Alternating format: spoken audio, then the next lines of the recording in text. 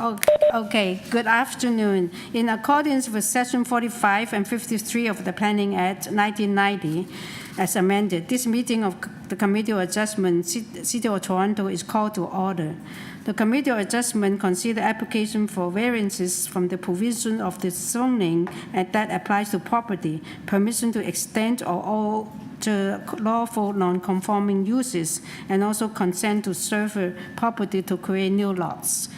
My name is Yim Chen. I will be chairing today's meeting, and I'd also like to introduce our panel members today. To my far left is Ms. Lucilla West, and Mr. Philip Goss, and Mr. Paul Gauguin, and Mr. Peter Reed. And I also like to acknowledge that the land we are meeting on is the traditional territory of many nations, including the Mississaugas of the Credit, the Anasazi, the Chippewa, and the Haudenosaunee, and the Wendat peoples, and is now home to many diverse First Nations, Inuit, Métis peoples. We also acknowledge that Toronto is covered by Treaty 13 and the Mississaugas of the Credit. Committee of Adjustment public hearing now are conducted in a hybrid in-person and virtual format. Some applicants and participants will make the submission in person, and others will participate virtually by electronic means through WebEx, an online digital platform. The meeting are also streamed on the Toronto City Planning YouTube channel, and anyone wishing to view the hearing may watch on YouTube. Those who want to participate virtually and have registered in advance will be connecting with the computer, tablet, smartphone, or telephone, and have the options of participating via video or audio only. All virtual participants will automatically be muted on entry. When your item is called, you will be unmuted by the moderator, a person at a time.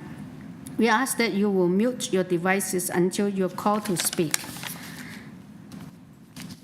Those participating by video appearance will be temporarily upgraded to panelists when your item is being held. During this time, your camera will be enabled. You will only be visible during your 5 minutes speaking time. All of other times, your video will be disabled and you will be reinstated as attendee. For both in-person and virtual participants, Committee of Adjustment staff will share presentations submitted in accordance with the written submission deadline. Those participating through WebEx are not allowed to use share screen or any other panelist controls during a video appearance. The host will remove you from the panelist role if you fail to respect this instruction. And how to receive a copy of a decision of committee. People attending in person today who wants to receive a copy of decision of the committee on an application must fill out a decision request card, and those participating virtually need to submit a written request for a decision by email. Please ensure that you include your name, address, email address, because the Committee of Adjustment and Toronto Local Appeal Body, the TLAB, will be sending notifications and appeal updates by email. If you do not agree with the decision of the committee, you may be able to appeal the decision to the Toronto Local Appeal Body, or in some limited circumstances to the Ontario Land Tribunal. However, the provincial government amended the Planning Act and generally removed rights of third parties to appeal Committee of Adjustment decisions. Only the applicant, the Minister of Municipal Affairs and Housing, specified persons, and public bodies, such as those terms are defined in the Planning Act, are permitted to appeal decision of Committee Adjustment. Appeal instructions are set out at the bottom of a decision of the committee. Now I will introduce the hearing procedure. I will call each item in the orders listed on the agenda. When application is uncontested, the agent or applicant may proceed with the presentation if desired. When the committee does not require presentation, applicants are to advise the chair should they wish to speak to their committee. The committee may ask questions and take the matter into committee for decision. Each speaker, including the applicant or agent, will be given a maximum of 5 minutes to address the committee, and I will comment when you are reaching your 5 minutes. Any presentation and other material you wish to submit to the committee must have been emailed in advance of the hearing. Staff and committee members cannot accept material at the hearing. When addressing the committee, please clearly state your name and address. Please remember to confine your remark to the matters outlined in the application. The applicant or agent will proceed first and then make a presentation to the committee on the application. Please note, the committee may not entertain revisions to proposal at the hearing today. The committee may decide to defer the application if substantially revised to ensure the revised application is accurate and that all those entitled to the notice of the application are informed of the changes. Then individuals either in support or opposed to the application will be invited to speak. Generally, we will call on speakers in the hearing room and then those participating through WebEx. Committee members may ask questions of each speaker after they have finished their presentation. When all the speakers are finished, the applicant or agent has an opportunity to rebut only those issues that were raised by the speaker. This will mark the end of the discussion. The application will then be taken into committee for decision. And that's our procedure. And then we can start with the first item in the afternoon slot. Good afternoon, through the chair and panel members. Just to confirm for the record, so there are no minutes to adopt this afternoon.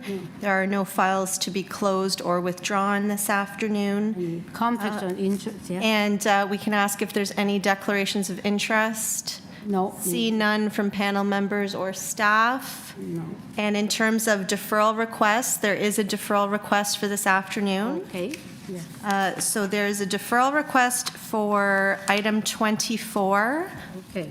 which is municipal address of 257 Chisholm Avenue, Okay. file number A0602/24TEY. All right. So do we have the agent here? Yes, and through you, Madam Chair, we have no registered speakers for that item, and we have the agent online.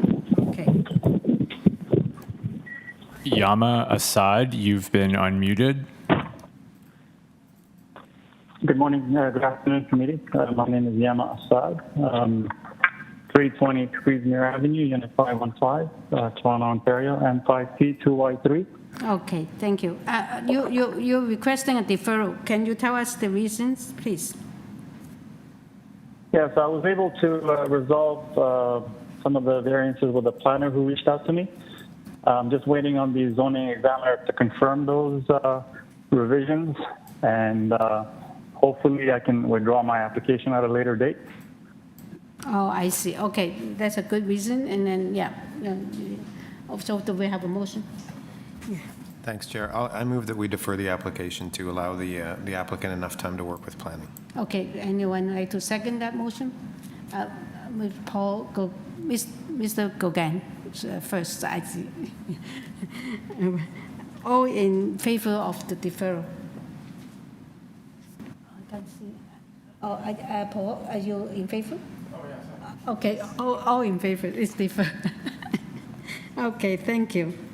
It's deferred. Thank you very much. Yeah. And then I will go back to thank you. Number 20. Number 28, we're going to hear ABC together, is 508 Plains Road. This is the first part is to obtain consent to transfer an existing residential lot into two undersized residential lots. And the purpose for the application is to construct a new two-story, two-unit detached duplex with a front porch and a stair, and a front integral garage with undersized parking space, and a front first-floor balcony, and a rear first-floor deck and stair, and a rear basement walkout. And I think that B and C are similar in terms of the construction proposal. We receive a survey, site plan, floor plans, and elevations, and a draft plan of survey, and a revised zoning notice, and 5 photographs of the property and corresponding from the agent, and we have received email corresponding from community planning and a staff report from development engineering. And we have received 2 forms of support from 24 Rednor Road and 493 Plains Road. Yes. Through you, Madam Chair, we have 2 speakers here in person Okay. in opposition to this application. Yes. And we have the agent on the line. And given the revised zoning notices, perhaps the agent can just confirm that he has not changed any variances from what was mailed out to the public. Or if they have, please state so on the record. Yes. Leo, you've been unmuted. Yes, good afternoon, Madam Chair and members of the committee. Our application has not been revised as per the public notice.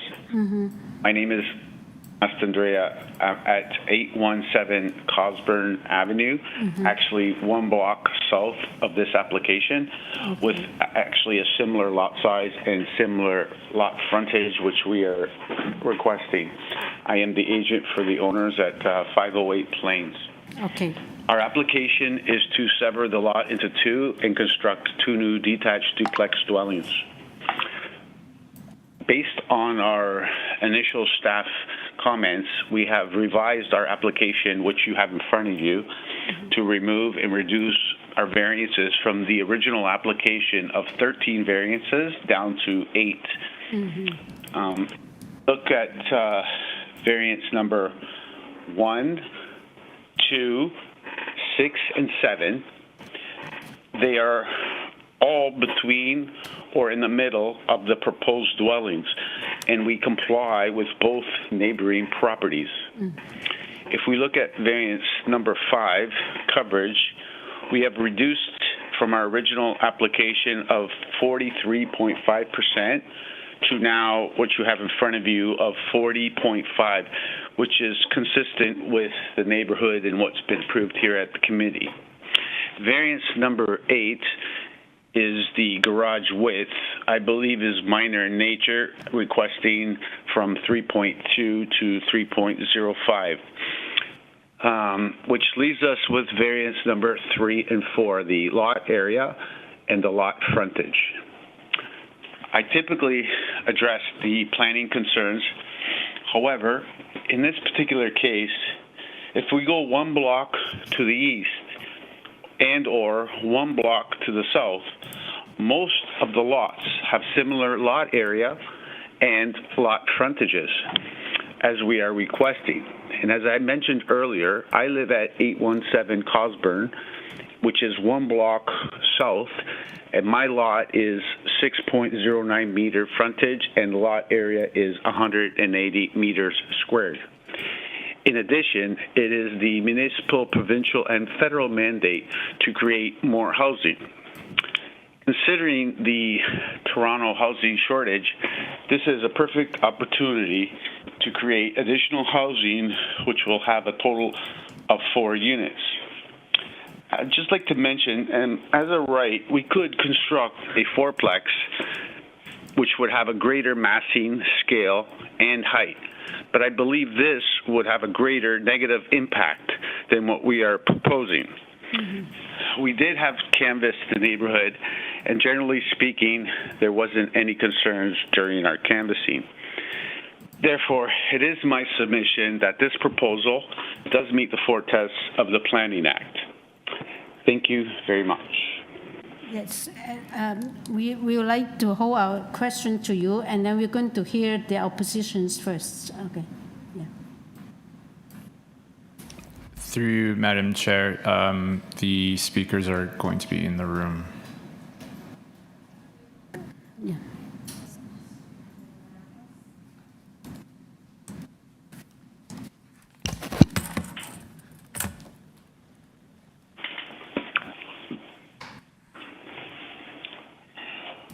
Good afternoon. My name is Stephanie Wilkinson. I live at 510 Plains Road. I'm the neighbor directly east of the proposal. This is a residential area. There is an elementary school right beside me to the east that also includes a daycare. I have many concerns regarding this proposal. One, I was never approached by the owners regarding this proposal. I did see who I believe is the owner on several occasions talking to my neighbors. However, he never spoke to me regarding this.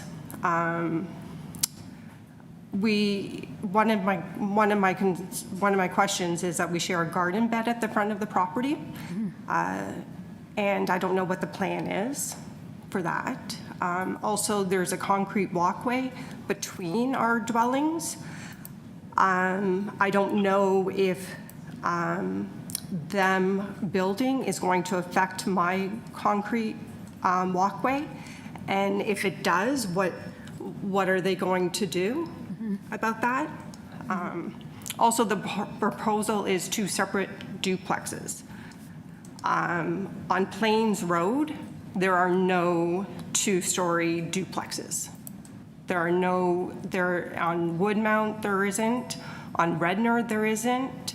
He's talking about Cosburn, which is a main street. I also did Google his property at 815 Cosburn. I Googled his neighbor's property at 817 Cosburn.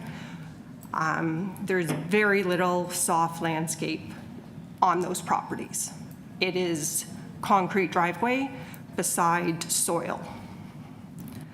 And so that goes to my green space. With the flooding that is happening in Toronto, one of the reasons is that we are creating concrete jungles. I understand removing the pear tree that is overgrown in the backyard. Will another tree be planted? With the basement walkout, there will be less green space, as more than likely there will be a concrete and stone in the front of this. What is the plan to absorb the water when it rains? With 2 separate duplexes and 2 driveways, what is the plan to absorb the water when it does rain? Also, the owner told me, one of the owners on Plains Road spoke to the 508 owner, and he mentioned that the garage is going to be underground. It doesn't look like that in the plan, but that's what he told one of the neighbors. So I just wanted to confirm whether that garage, the 2 garages, are going to be underground. With that, I'm concerned with my foundation, how close to the property line. I understand that there's a lot of these maps, like a lot of these sort of plans, which for me, I have a hard time reading it, and I can't read the numbers. It's very difficult for someone that doesn't have that background to understand what's happening. So I don't know how close to my property, not my property line, my property, in terms of how they're digging and whether that affects my foundation. Because I understand that with all this heavy rain that's happening, if they're digging in a period where there is heavy rain, that's going to affect my foundation from the reading that I've done. I am also concerned about the potential impacts. I know that has nothing to do, like the impacts during construction. I know that doesn't have anything to do with the variance, but it should be noted that the owner does not appear to care for the property. This can be seen by lack of care and responsibility of the property and the neighborhood. There have been several issues with the amount of people that have lived in this 2-bedroom dwelling. At one point, there was 20 people that lived there last year. I called 311 several occasions regarding the garbage. I called regarding the amount of people. There was a fire in the basement because they had a makeshift kitchen. So I'm concerned with them being landlords not following how you should be a landlord. and them now doing a huge construction like this. Also, there was a huge garbage issue, and this garbage issue has led to a rat problem. I have rats in my backyard. When I sit out, there's rats running around. So with this construction, with the digging, where are the rats going? So are they going to deal with the rat problem before they deal with the actual construction? I didn't submit any photos because 311 has all my photos regarding. I made many attempts to speak to the owner regarding this. I kept being put off. His solution was to put the garbage into the garage, which created more of a rat problem. 311 has all that information. I'm also concerned about the sunlight. I only have windows on the west side of my property. On my other side of the property is just my garage. So my only sunlight is on the west side of my property. So with that 2-story, I'm not going to get any sun. And I've run out of time. Okay, thank you. Your time is up. I know. Yeah. So, you're done. You're finished. Yeah? Well, one of my things is that I know everything turns civil, but because of the rat problem, I have a hot tub in my backyard that's now leaking. And now I have to spend the money to civilly deal with it. And so my concern with all of this is that if something happens, the city's going to say, this is a civil matter. You have to deal with it, which is money on my part. The owner has also said that there's going to be 4 apartments. I have no idea if that is within one of the duplexes or combined. And so I'm just wondering, like, how many rough-ins for kitchens are going to be in there and how many kitchens are actually going to be installed. We're going to get the agent back to address Okay. this question. Yeah. Thank you.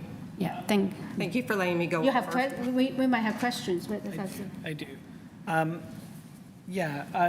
Not having a hard time reading plans if you're not a professional in this area is pretty common and pretty normal. So Yeah.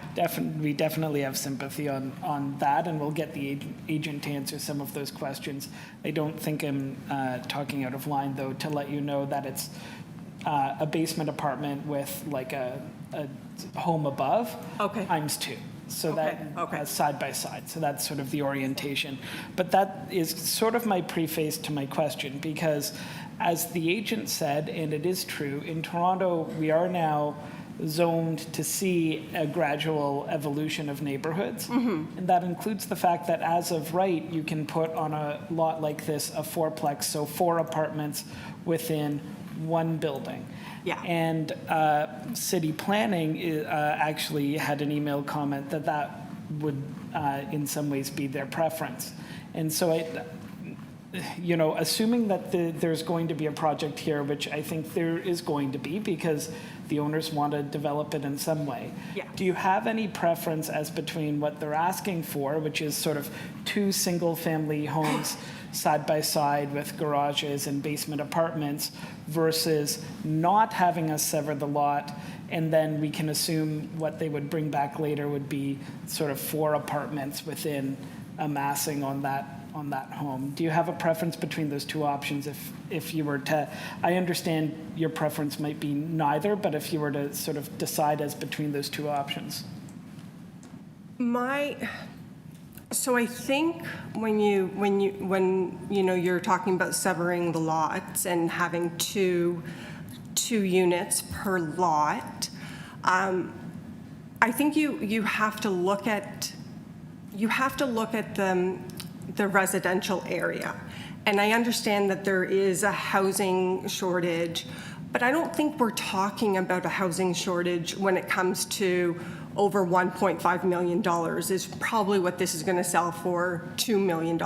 When we're talking about a housing shortage, we're talking about people that are low income, middle income, that have no place to live or they can't afford to live. We're not talking about like people that can afford these properties. So when the agent says, "Oh, this housing mandate," I think it's more of a people put in basement apartments so that people can live there rather than because there's no other option because they can't afford housing. Not many people can afford housing in Toronto. So when you're talking about the housing mandate, that's I don't think we're talking about this type of property. No, Sorry, I'm going to get to that. My concern is that the softscape. So I don't know how a four duplex, like where do cars park? Because there's going to be a garage, but I've seen those garages. They're very small. You can't really fit cars in there. It's more for storage. And so then it leaves one parking space for that unit. A lot of people have more than one car. So it's a big, like if this was one house with a basement apartment, I wouldn't even be here. I would be like, please put a tree up so that when the tree is taken down, we have a new tree, and we're not making this a concrete jungle. I think both options are concrete jungles, and we have a school beside that gets very busy in the morning, very busy in the afternoon. You can only park on the south side of Plains during the day. So there's a lot of you're asking a question that I could go. I understand it's like two options that you really wouldn't like, but if I were to say, where would the tree? How many? What would the front lot look like? Like, would there be grass? Would there be like? I'm looking at more environmental. And I'm looking at, like, are they going to put a tree in there? Are they going to put grass? Or is this going to all be concrete? That's more of one of my questions. Okay. Yeah, it's impossible to say because I'm asking you to compare a plan that we actually have before us versus a plan that isn't before us. And it's a valid question. I guess the answer is you don't know. I wouldn't know. It's Okay, more thank of you. that We have to greenery. move on to another question. Do you have any other question to the No. speaker? Okay. Yeah, because we have to bring back the agent to No. address the concern. I understand. Yeah, can we have the agent back? speaker. Oh, there's some other speakers? Oh, I'm so sorry. I thought there were only one. Okay. wanted to comment to you, Madam Chair. Yeah. So just want to, because... Questions? No, I just want an explanation because the neighbors mentioned that she couldn't read the drawings. So just want to, and then the only opening that she have in her building, 510, is on the west side. So this building will be a big wall, but it will not have any windows, but we will ask the agent to confirm that one. And sorry, I want to tell something I forgot, but Okay. So, the second comment was about kitchen. Each building have 2 kitchen, basement and ground floor, 4 total. I'm sorry, can we keep to the question first? And because then we have other speaker, we will listen to the other speaker, and then we will ask question, and then the agent will No, address because the neighbor mentioned that she have hard time reading the drawings, so I just trying to give explanation, but I'm sure the agent will provide more explanation. Yeah, exactly. I don't think it's our job to help people to read the drawings. Let's have the second speaker here.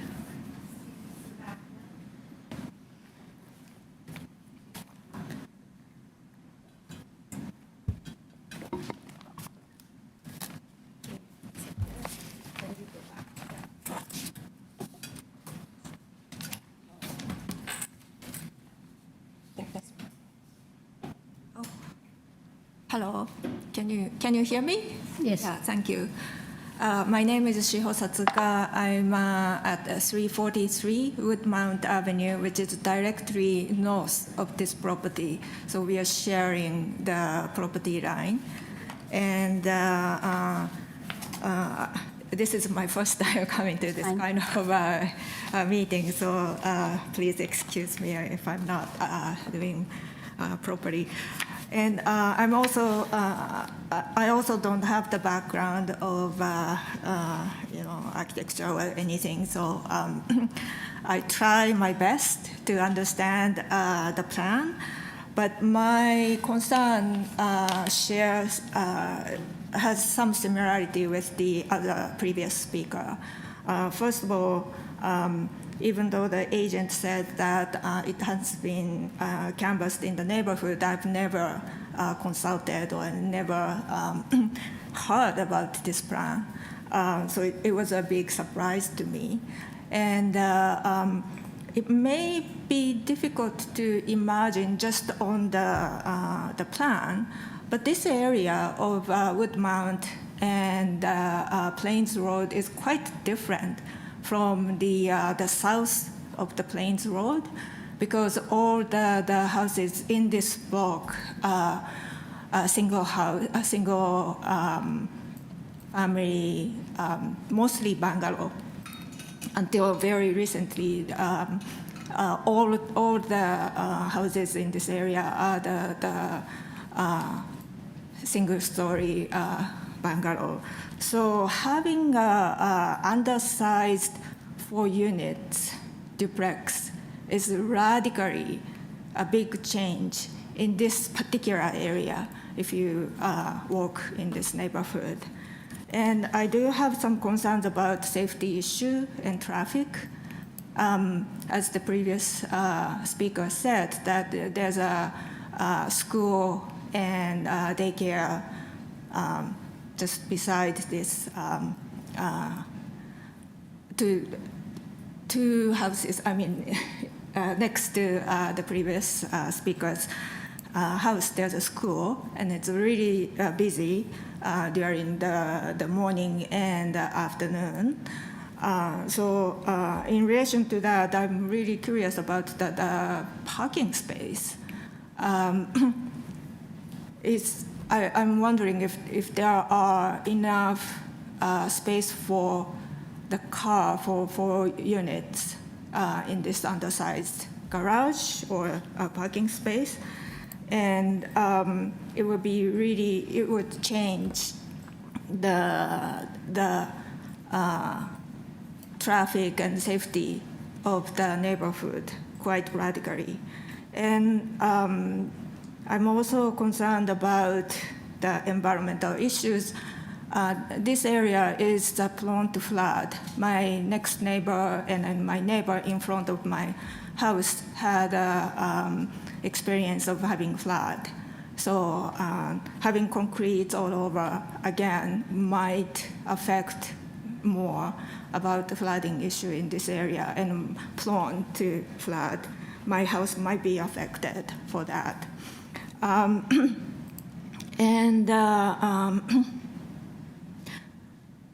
Also, the privacy issue. If there's a big 2-story house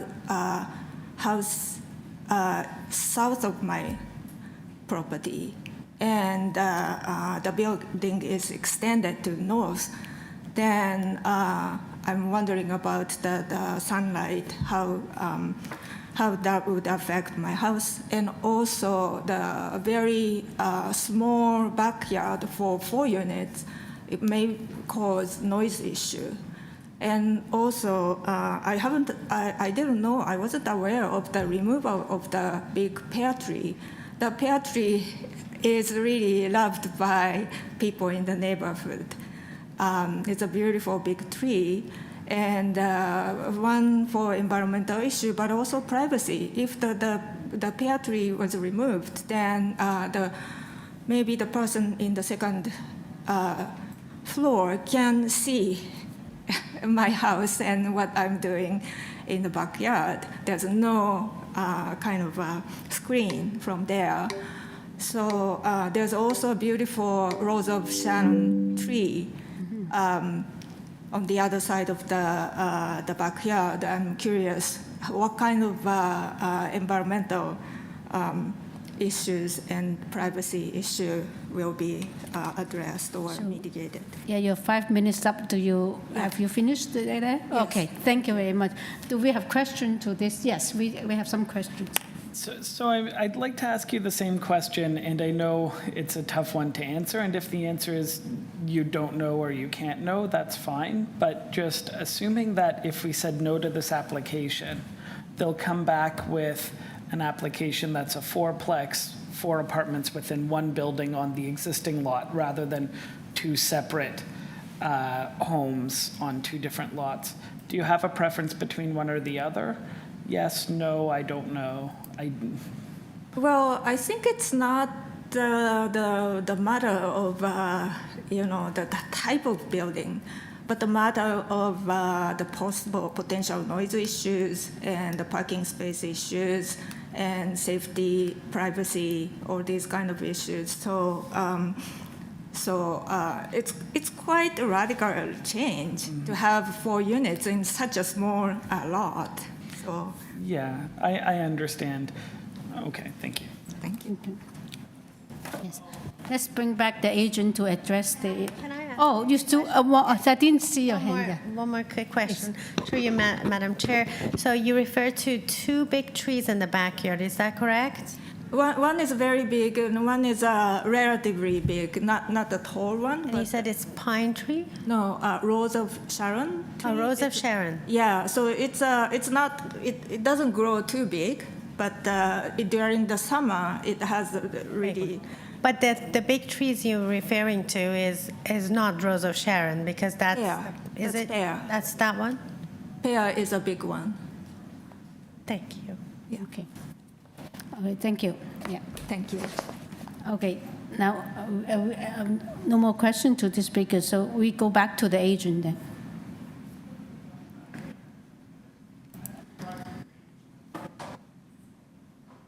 Leo, you've been unmuted. Yes. So basically, I know a lot of what mentioned was about green space. So we comply with the rear yard landscaping. We also comply with the front yard landscaping. There was also some mention of her sidewalk between the dwellings. So currently, she has 4 feet from her property line, and we will have 3 feet from our property line, which will be a total of 7 feet. And in addition, we don't have a variance for the side yard setback. The parking currently, is the way the application has been submitted, we would be able to park a car in the garage and a car in front of the garage, which would have 2 cars on each property, which would be a total of 4.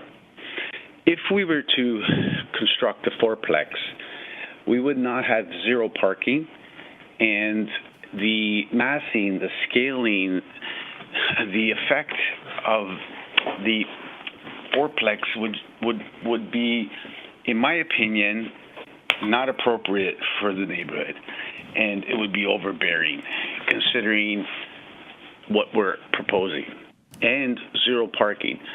For the privacy in the rear, we initially had balconies in the rear, and we removed the balconies to give the privacy. We actually revised our application from the original submission to address a lot of these concerns which are being asked by the neighbors. And it is my opinion that I think severing the lot and building 2 houses will be a better alternative than the massing of a fourplex with 0 parking, and the impact, in my opinion, would be negatively if we were to build a fourplex. As of right, and I don't know, I live a block away, and I have the same lot size, and I do have a vested interest in this property because, like I said, I'm just a block south. So, in my opinion, I think that this makes more sense than the fourplex. Thank you. That's all. Yeah. No, I'm sorry. It's not your turn. It's his turn. Yeah. No, it's okay. Yeah. We will get to that. Ma'am, please sit sorry, down. you're going to have to sit down. You have Yeah, your please. 5 minutes. We Yes. can't go back. We Yes. can't go back. That's the process. The agent has his rebuttal to your comments, so. Ma'am, sorry, no. Yeah, we will get to it. Actually, that was part of my question. Yeah. Okay, do we have, have you finished addressing the comments? Now we will have our questions. I have one question, actually got two parts. Can the staff bring up the planning email correspondence? Please, yeah, it's called planning email corresponding. Yeah, that one. You read that the staff is actually not opposing the proposed physical building, but they do not agree with the servants.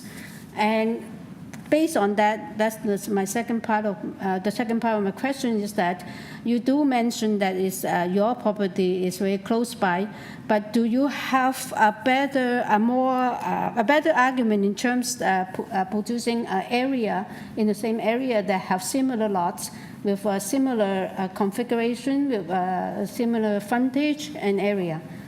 Can you show us that map or in terms of lot size configurations? Or you only have one example, which is your property?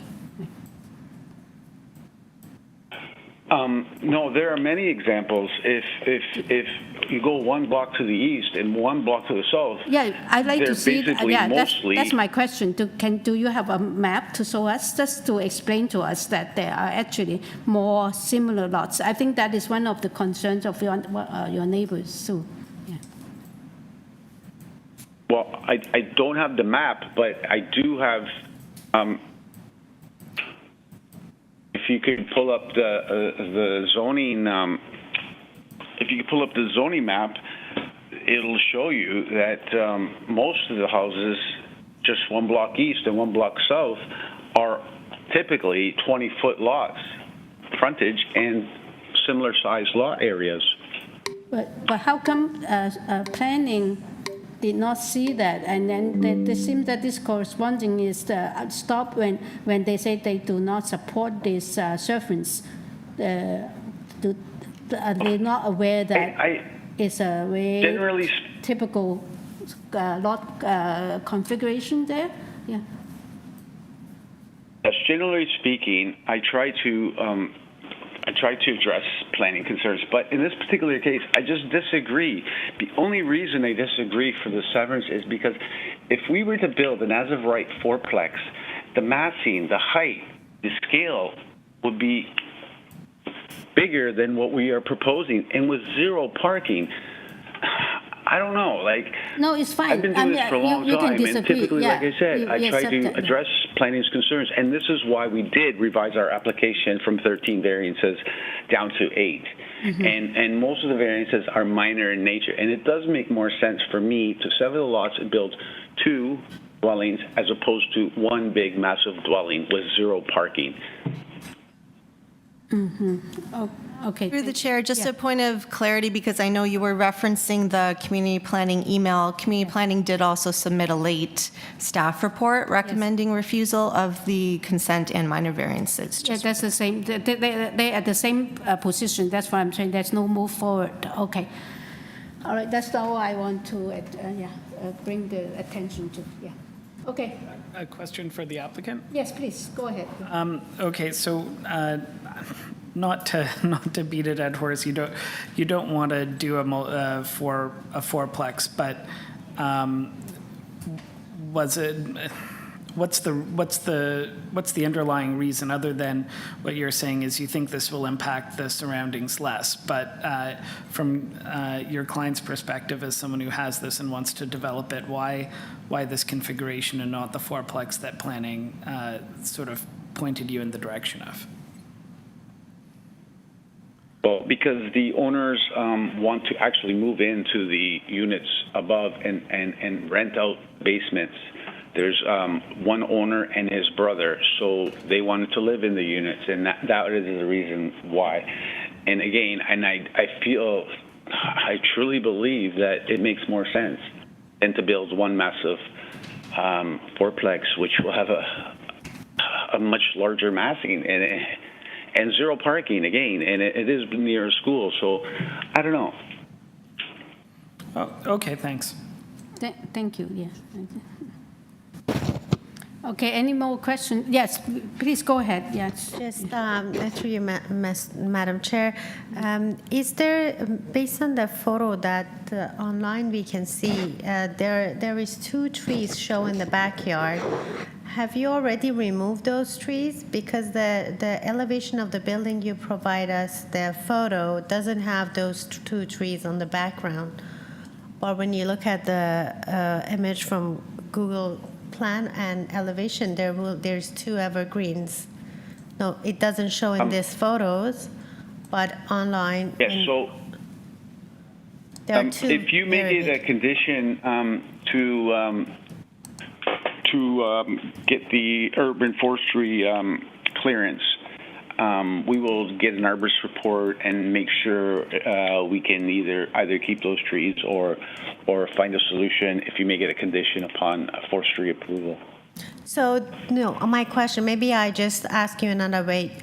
Do you have 2 large trees in your backyard at this moment? Just one. There's only one large tree. There is one. Does this construction One smaller affect, sorry? Smaller tree, and the construction should not affect it. Okay, thank you. And then another question is regarding the parking. One of the neighbors asked if there is any underground parking for those two separate buildings. If you pull up the elevation on A6, I believe, it's at ground level. The parking's at ground level, so there is no underground parking. It is at ground level. It's underneath the living room, but it is at ground level. Okay, thank you. Okay, thank you. Any other questions? Okay, we do not have any more questions. Now we are in committee. Okay. Oh, yeah. What do you think? I think that if that's the only issue with planning, he could easily produce a map saying that this, because when I look at Google going around and around, it's actually, I do not see narrow lots there. Most of them is more, maybe not as 9 meters, but at least it's close to that, I think, most in the whole area. So what I'm saying is, it's not that I disagree, like planning, it's not I disagree with the proposal. It's that just move one step forward to present your argument, saying that this is a very typical undersized lot. That's so easy to work with committee, the plan, community planning. I thought maybe we should work on it more. So, yes. Yeah, I agree. I think that the community planning is giving a clear opinion that they don't like severing the lot into 2 smaller lots. But when you look at the solution that's provided, I do think the variances are minor in nature. Yeah. And the relationship to the adjacent buildings is actually somewhat acceptable because they compress the distance between the 2 proposed buildings. Mm-hmm. There's minimal impact on the landscape. I think the soft landscaping is compliant, so that's nice. But again, and I think that if it was a single lot and it was developed into a fourplex, the outcome could be less desirable. One large building with 4 or however many units. But I tend to support what community planning recommends. I tend to respect generally because they're trying to be the oversight, give oversight over a lot of these issues that we don't see. So that's my opinion right now. I'm debating that in myself right now. What's the balance here?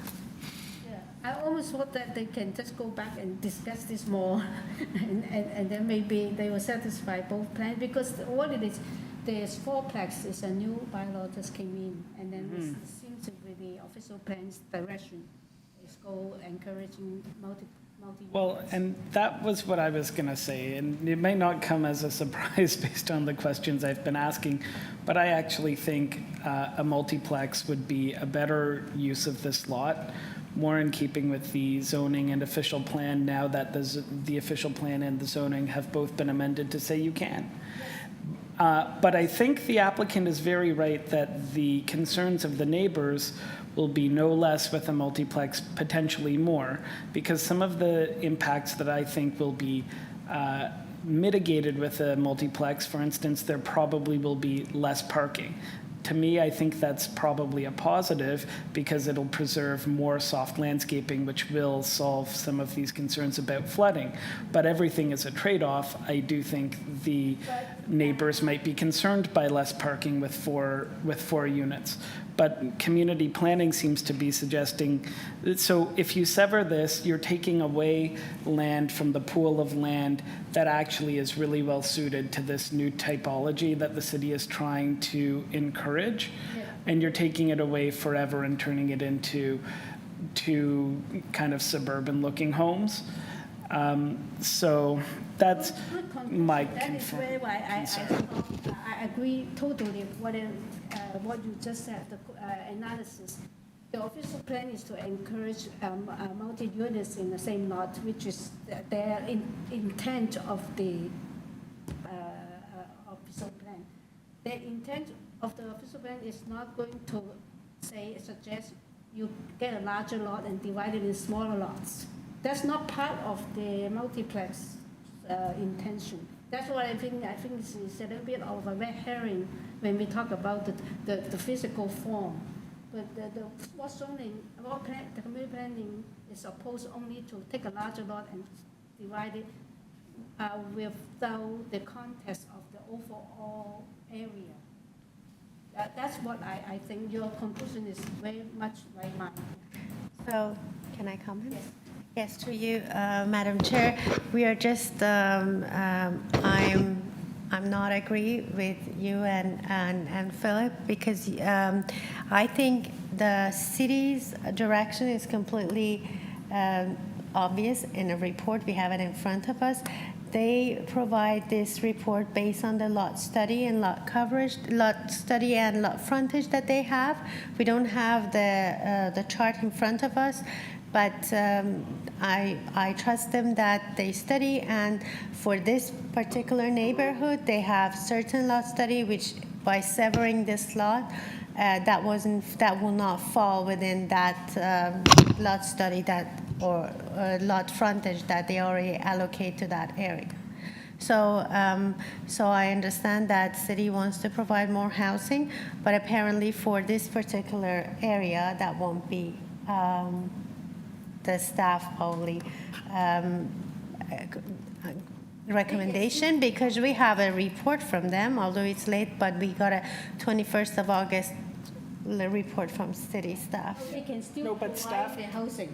Staff did say in the email, they specifically, not the report, but the email that came before it, they specifically said you can explore ways of including more housing without severing, right? So planning is saying. So your reference is to that. Yeah. That's what I was referring to when I said that planning. Yes, I saw that report. Yes, it is in the main package. Yeah.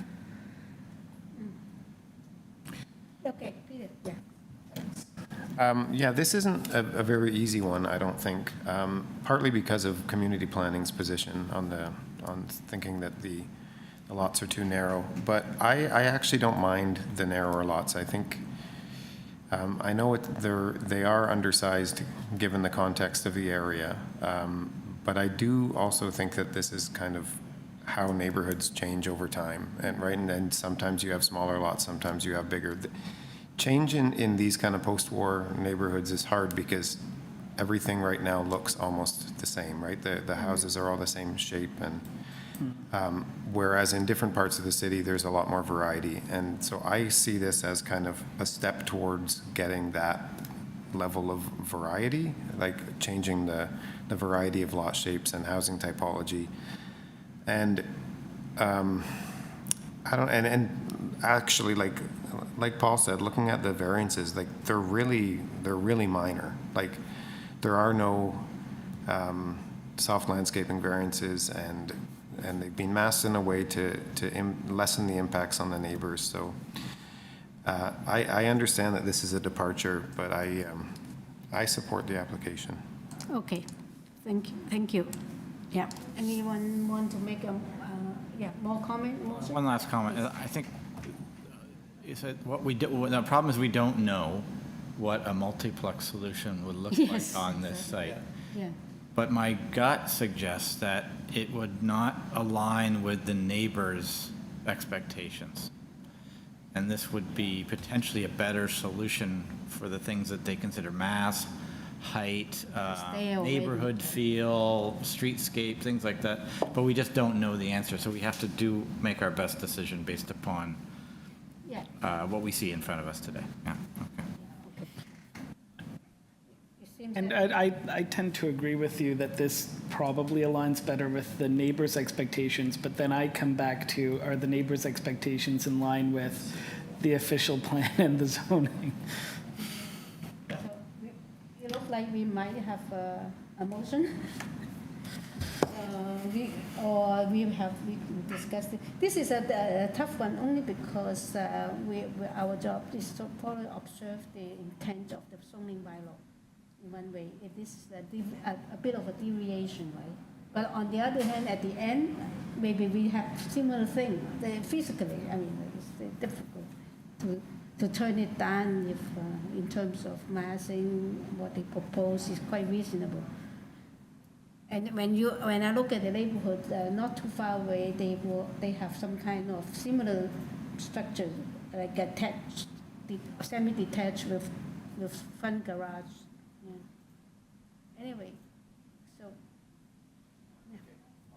I'll bring I'm not sure where we stand as a committee, so I'll bring a motion to approve the consent application and the minor variance applications, subject to urban forestry condition 2 and standard consent conditions. And as amended for the variances, right? Because they did amend it. Oh, I think there is already revised. I think what we have is. Oh, that is, okay, sorry, my mistake. So that, Through you, Madam Chair, there is also a separate engineering condition in addition to standard engineering condition, just relates to municipal numbering. They just chose to put it forward in a separate report, but just referencing that for the record. Okay. including that as well. So do we have a second? Paul will second it. And all in favor with the engineering conditions and the forestry conditions? All in favor?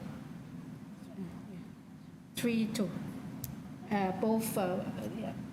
Yeah, I'm opposed. I think yes, that's fine, yeah. the multiplex typology is the more appropriate here. Okay. And yeah. Paul and dissent. 3-2. We approve the all three of them. A, B, C. Yeah. Okay. Thank you. So the next item is number 21, with 321 King Street West. This is to permit the reduction of residential parking spaces provided within the 48-story mixed-use building. And we have received the minutes of last meeting. I assume it's been deferred, and a copy of the survey site plan, floor plan elevations, and presentation material from the agent. And we also received comment from transportation engineering. Yeah. And we do not have any speakers to, other than the agent. Yeah. Through you, Madam Chair, no, there are no registered speakers for this item, just the agent on the line. Okay, thank you. Reduced. Amanda, you've been unmuted. Thank you. Good afternoon, Madam Chair and members Yeah. of committee. My name is Amanda Kozlowski. I work at Armstrong Planning and Project Management, 318, Suite 318, 1600 Steeles Avenue West in Vaughan. I'm here today representing Empire Communities to request 3 minor variances in support of an existing building at 321 King Street West. If approved, these minor variances would support completion of the building. And I note that occupancies are well underway, and we actually hope to register the condominium in the next week or so. And basically, these variances would add some flexibility in use of the existing parking supply as well. We are back to committee today after a deferral request was granted last month on July 17th. And so we requested the committee because just prior to that hearing, we noticed a small typo in one of the variances included in our application. And as a result, the wrong section was stated in the variance. So we requested the deferral that would give us a chance to fix the variance and circulate a revised notice to the public. And so we're here back today. I also have a presentation that includes some photos, if that helps. I don't know if we're able to pull that up or not.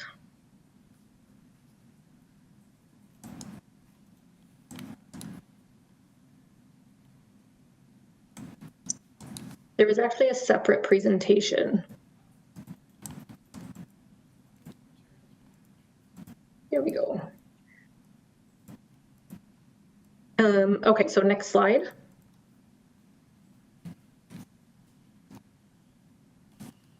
We can go down to the site context. There we go. So that's the existing building, well under, I think these are actually from our last. Yeah. I'm sorry, can we stop you for a little? Wait, can we start the clock again? Yeah, because, okay.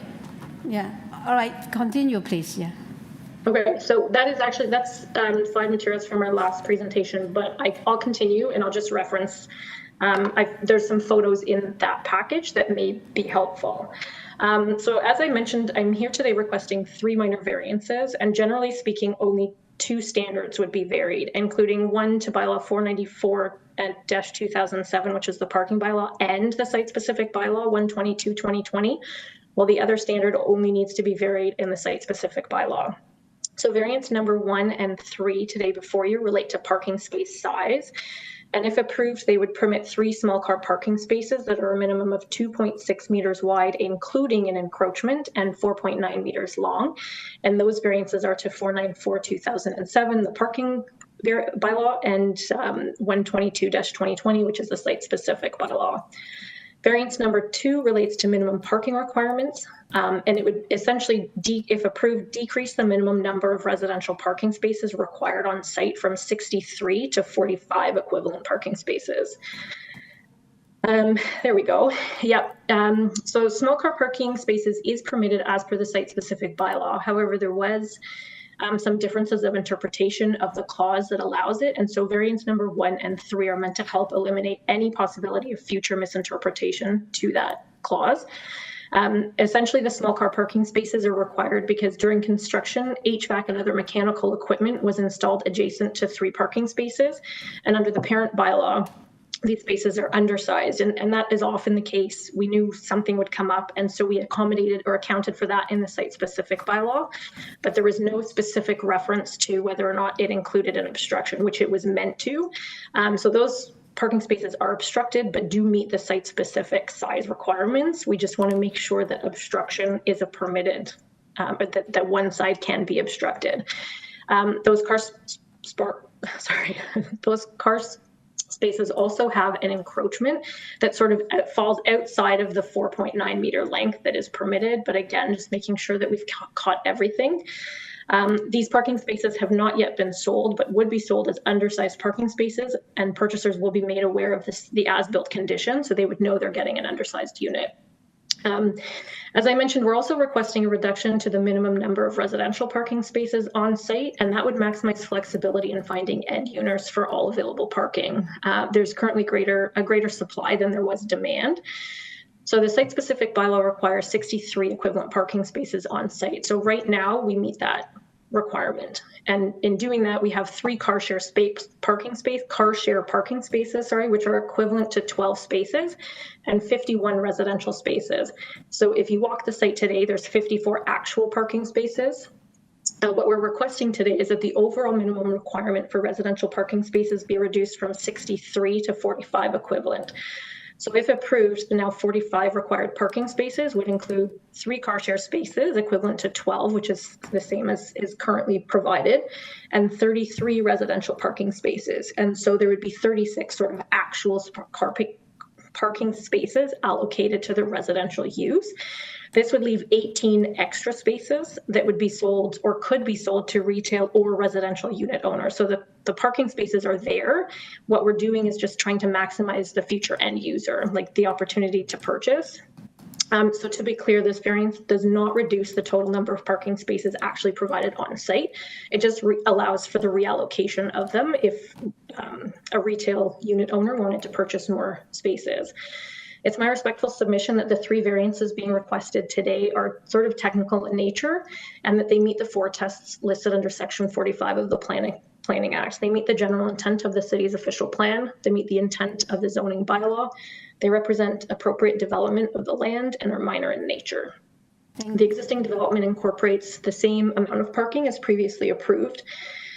2 variances are meant to remove any differences of interpretation of our site specific, allowing for some small car parking spaces where some spaces were obstructed by pipes and mechanical.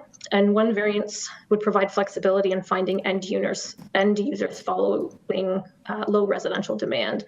The requested variances result in no negative impacts to the unit owners or the public at large.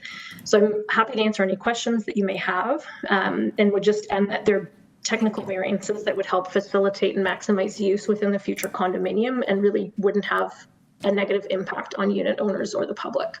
Thank you. Yeah, thank you. Yeah, so we have questions. I don't think we have opposition.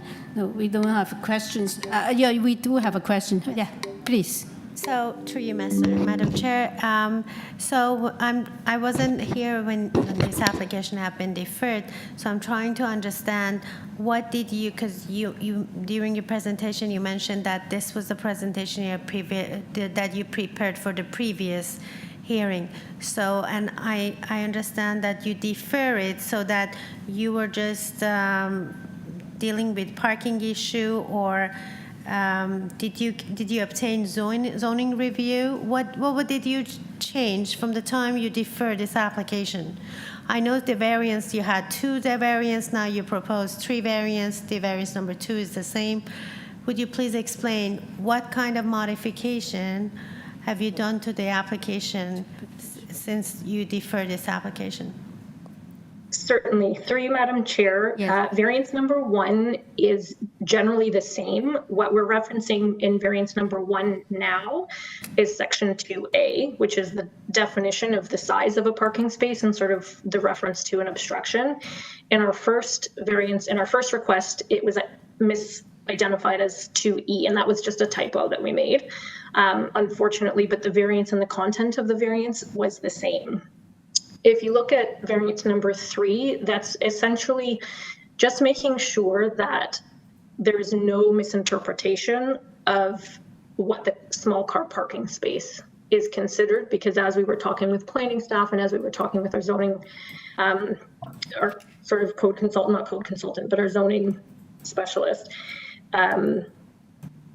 they said just to be certain that we should add with an obstruction to our definition, or to where it says, in this case, 3 of these small car parking spaces will also have a minimum dimension of 2.6 meters in width with an obstruction on one side by 4.9 meters in length. So it was always intended to allow for an obstruction, which is anything within a foot of the side of the parking space, but it was not specifically outlined previously, so we were advised to just add that.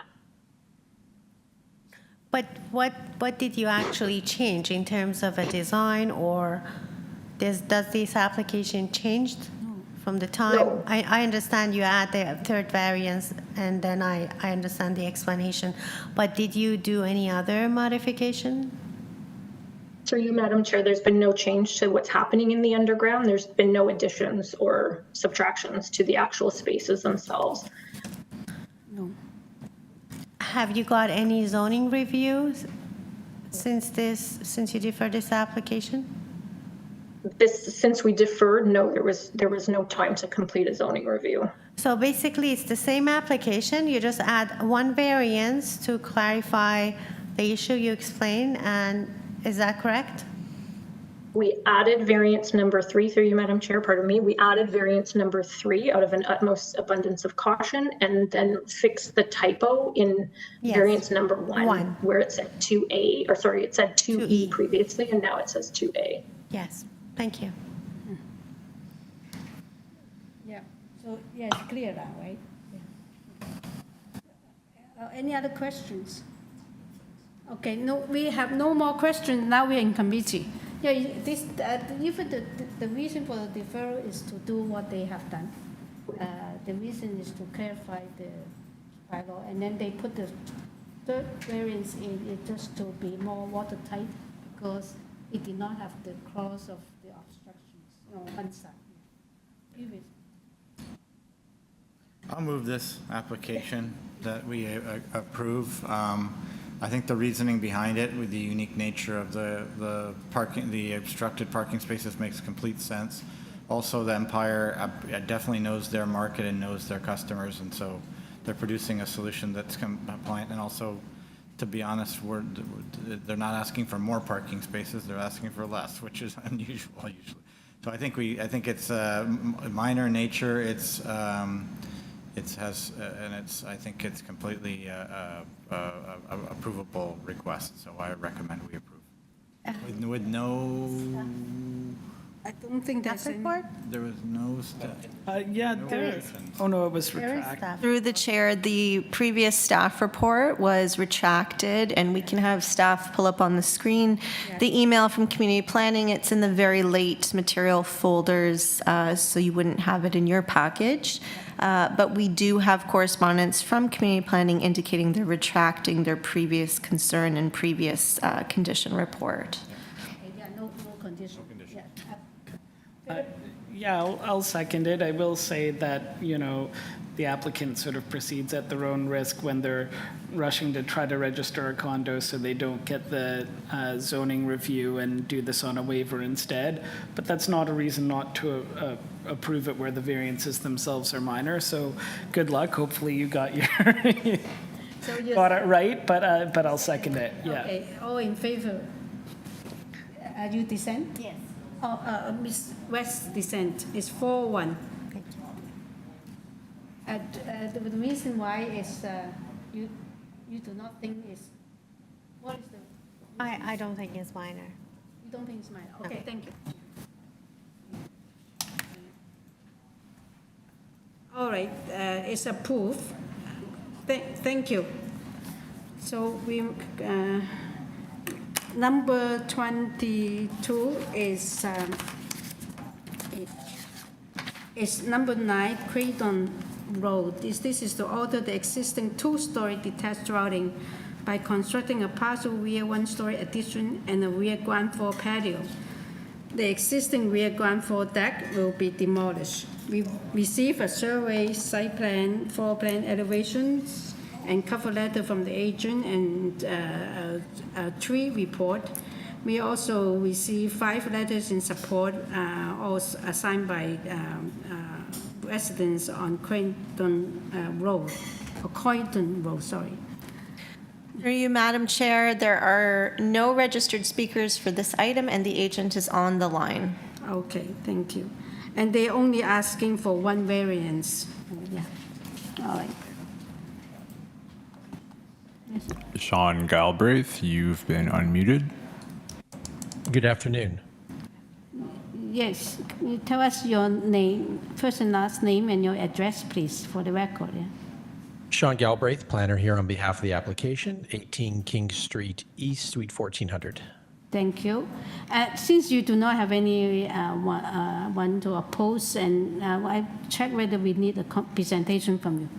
No? Any questions? Okay, we do not have any question, or we do not require a presentation from you. Do you have anything you want to address the panel before we move into a decision? No, I think this is a very straightforward application. It's a very minor addition to square off the back of the building. Yes, I agree. Okay, thank you. Now we're in committee, yeah. Okay. Yeah. I'm happy to bring a motion to approve the application. There's only one variance being sought, and there's no negative impacts that come just from that relatively small increase in FSI. Yes. So it's minor. Yes. I move approval without condition. No conditions, okay. And Ms. West, want to second? Ms. West, all in favor with no conditions? All in favor. It's approved, thank you. Yeah. And now I think we're on the last item, right? Item number 23, 196 Fulton Avenue, and is to construct a new one-story auxiliary building, which is a detached garage with an undersized parking space at the rear yard of the existing two-story semi-detached dwelling. The existing detached garage shed and a portion of the rear ground floor deck will be demolished. We received a survey, site plan, floor plan, elevations, 5 photographs of the property, and cover letter from the agent. We also received comments from transportation engineering, a staff report from community planning, and also advisory comment from Metrolink. We received 2 forms of letters in support from 194 and 204 Fulton Avenue. Thank you. Through the chair, we have the agent online. We previously had a speaker in opposition at 14 Dilworth Crescent who was present but is no longer in the meeting. Okay. And we also have on the line a person at 936 Carlaw Avenue speaking in interest. Oh, okay. So let's have the agent. Zoran, you've been unmuted. Yeah. Hello, Ms. Chair and members of the committee. My name is Zoran Tiranik. I'm from 44 Ramsey Road, East York, M4G 1 and 8. Can you speak closer to the mic? It's a little bit wobbling. Yeah. Yeah. Yes. Yeah. Okay, I'll try to increase the sound. Okay. So what we have here, we have 2 variances, and we are replacing existing garage, which is almost collapsing. It's represent the dangers, and nobody is coming inside of possible collapsing. So the proposal is to replace it, and the garage is the minimum size. And the existing driveway is existing. So when you and the deck is existing. So when you combine all those numbers, it's almost impossible to get 50% of the landscaping. And I would like to mention that the lot is very narrow. It's 6.4, and unfortunately for the client, is in the category of 30%, 50%. Which is almost the same for the lots up to 15 meters. This property never had more landscaping that we are showing on this proposal. We are shortening the deck for 70 centimeters to gain more landscaping, and this number came up in order to save existing structure, so we don't have to rebuild the whole deck from the scratch. I spoke with the planning department, who were asking me if I can get 35%. I told them that maximum I can get is 31 with the final tuning. And also I proposed that, and I told them that my client is committed to use permeable paving on the driveway. Also, I would like to mention the deck doesn't contain the water goes down. And I think it's a huge improvement. We cannot shorten the deck for another 5%, which will turn the deck into a balcony. That's not acceptable for the client. That's the only outdoor area they have. That will be the number one. The number two, very briefly, if you read the zoning comment that the garage is only 2.7 something, that's misleading. The garage meets the minimum requirement. It's 3.6 in interior width. The number that zoning examiner is mentioning is happening only in the very end. There is like a 1 foot by 1 foot square, which I have to I have to make some kind of a joke because I have a hydro pole in the corner. And the garage is 5.6 meter in depth, and the car never hits the back wall. The bumper will never go over that jog, and I don't see a problem parking the car there. So those are two variances. We believe that we make a significant improvement for existing, and we are hoping that we can get approval. Okay, thank you. I think we have one person wants to speak, right? Yeah, we will hold our question to you, and then we'll bring you back after we hear the person with concerns. Okay? Yeah. Okay. Mark Williams at 936 Carlaw Avenue. You've been unmuted. Hello, good afternoon. Thanks for meeting. I don't have any position on the specific changes to the bylaws as proposed here. We can't really hear you. Can you speak closer to your mic, please? Yeah. Well, is this better right now? A little bit better, but yeah, okay. We try. Yeah. Continue, yeah. So I don't have anything specifically to mention in regards to the changes to the bylaw. The only observation or concern that I have is that the rear of the garage is, according to the proposal I'm looking at, it's directly on the property line. And I guess the only observation or question I have is whether this is consistent with current bylaw or zoning requirements from the line for a garage of this size. Mm-hmm. Yeah, okay. Is that all? Do you have any more questions? Okay. Yeah, let's get back to the agent and address this concern then.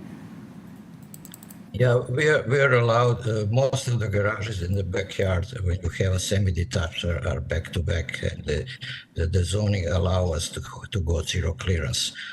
Otherwise, it will be noted in the zoning notice. We are carefully designing that we are not going to encroach to anybody's property, and the roof is designed so the water will not shed to neighboring property. And my client is committed to bring the surveyor on the site to put the benchmark, so we make sure everybody is happy. We have no intention to jeopardize anybody around. It's not in our interest. Mm-hmm. Thank you. Yeah.